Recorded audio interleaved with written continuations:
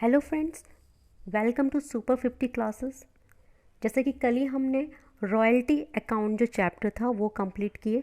हमने उसके जितने भी मेन एमसीक्यूज़ हो सकते थे, बन सकते थे, जितने भी पॉसिबल थे वो हमने सारे बनाए और उनको डिस्कस किया। और आज हम स्टार्ट करने जा रहे हैं ब्रांच अकाउंट। सबसे पहले थोड़ा सा ओवरव्यू देना चाहूँगी इस चैप्टर का, क्योंकि आज ये नया चैप्टर है तो थोड़ा इसका ओवरव्यू लेना ज़रूरी है। तो पहले समझते हैं ब्रांच अकाउंट होता क्या है।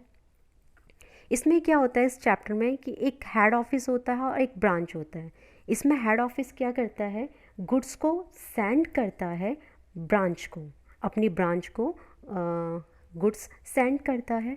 देन उसके बाद ब्रांच क्या करता है, उसको सेल करने का काम करता है कस्टमर को।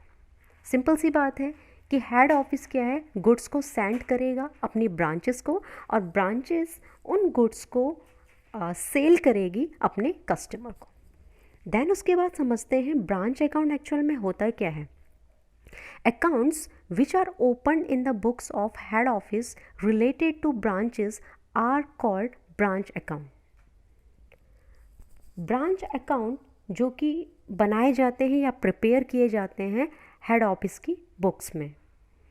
तो जो हमेशा ये मोस्ट इम्पॉर्टेंट क्वेश्चन भी रहेगा कि जो ब्रांच अकाउंट जो होते हैं उनको कौन प्रिपेयर करता है।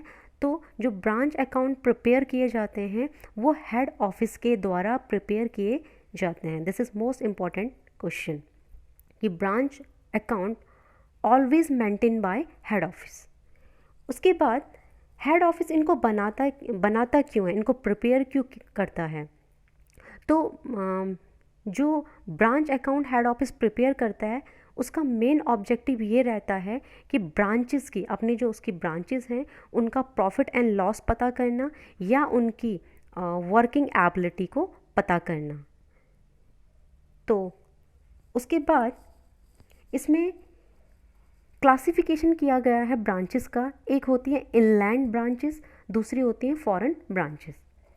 इनलैंड ब्रांचेस मतलब अपनी ही जो डोमेस्टिक ब्रांच होती है अपनी कंट्री में जो ओपन की जाती हैं वो उनको हम इनलैंड ब्रांचेस कहते हैं। और दूसरी होती हैं फॉरेन ब्रांच। जो फॉरेन ब्रांच होती है उसको हम इंडिपेंडेंट ब्रांच भी कहते हैं। इसकी दूसरा जो कैटेगराइजेशन किया गया है, इंडिपेंडेंट ब्रांच और डिपेंडेंट ब्रांच भी हम इनको कहते हैं। उसके बाद क्या होता है, इनमें अकाउंटिंग जो होती है, accounting for dependent branch, dependent branches के लिए जो अकाउंटिंग की जाती है इसमें 3 मेथड यूज़ होते हैं। एक होता है debtors method and second one is stock and debtor method and third one is final account method.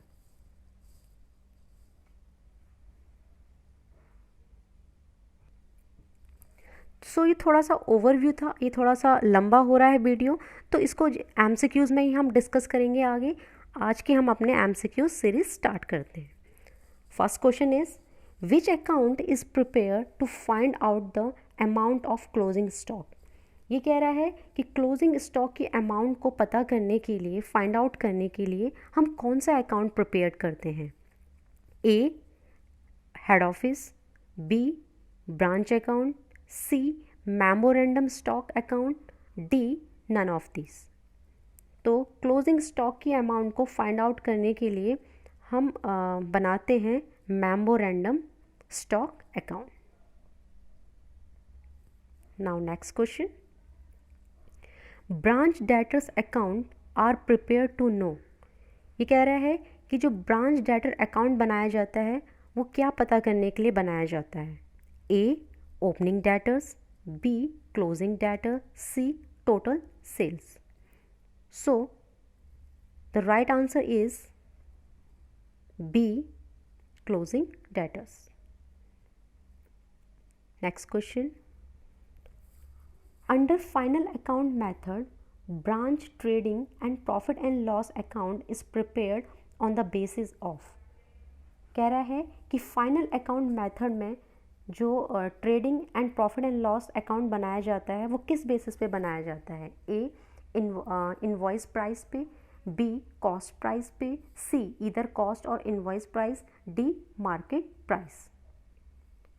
So the right answer is B is the right answer, cost price पे ये बनाया जाता है। Next question, when transaction takes place between the branches it is called. ये कह रहा है कि जो ट्रांजैक्शन होती हैं ब्रांचेस के बीच में उसको आप क्या कहेंगे।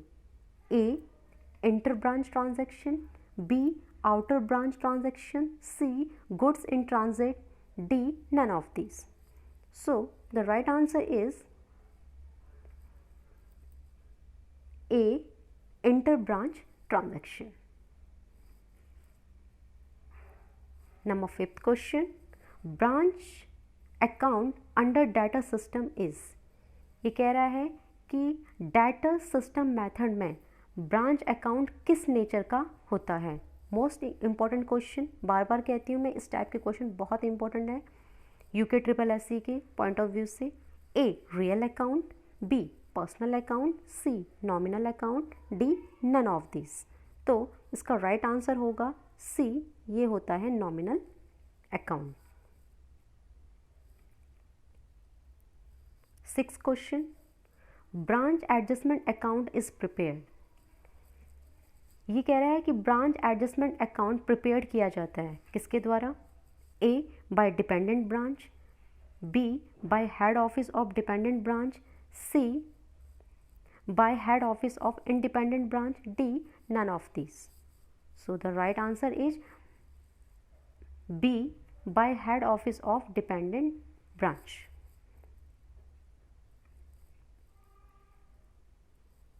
Next question, in case of foreign branch provision for bad debt is converted as। ये कह रहा है bad debt के लिए जो foreign branch provision बनाती है वो converted होता है as A opening rate में, B closing rate, C average rate, D none of these. So the right answer is B closing rate. Next question, in which case all branch expenses are borne by head office। ये कह रहा है किस केस में branches के सारे expenses को कौन पे करता है, ये कह रहा है in which case all branch expenses are borne by head office. किस केस में हेड ऑफिस सारे के सारे ब्रांचेस के एक्सपेंसेस को पे करता है। A foreign branch, B dependent branch, C independent branch, D none of this. इसका राइट आंसर होगा B dependent branch. Next question, goods are supplied by head office to dependent branches are at। कह रहा है goods को supply किया जाता है head office के द्वारा टू डिपेंडेंट ब्रांचेस को सप्लाई किया जाता है आर एट किस प्राइसेस पे हेड ऑफिस के द्वारा डिपेंडेंट ब्रांचेस को सेंड किया जाता है गुड्स, यानी सप्लाई किया जाता है। कॉस्ट प्राइस पे, बी इनवॉइस प्राइस पे, C both A and B, D none of this. So the answer is both A and B, cost price और invoice price दोनों पर सप्लाई किया जाता है डिपेंडेंट ब्रांचेस को हेड ऑफिस के द्वारा गुड्स को। So next question, this is our last question, in foreign branch asset shall be at. In foreign branch fix asset shall be converted at. Foreign branch के case में fix assets को convert करेंगे at opening rate पे, closing rate पे, average rate पे, D none of this. So the right answer is opening rate पे convert करेंगे। सो ये आज के ब्रांच अकाउंट पे 10 MCQs थे। अगर आपको इनकी PDF फाइल चाहिए तो हमारे डिस्क्रिप्शन बॉक्स में जाके टेलीग्राम ज्वाइन कर सकते हैं आप। Thank you for watching.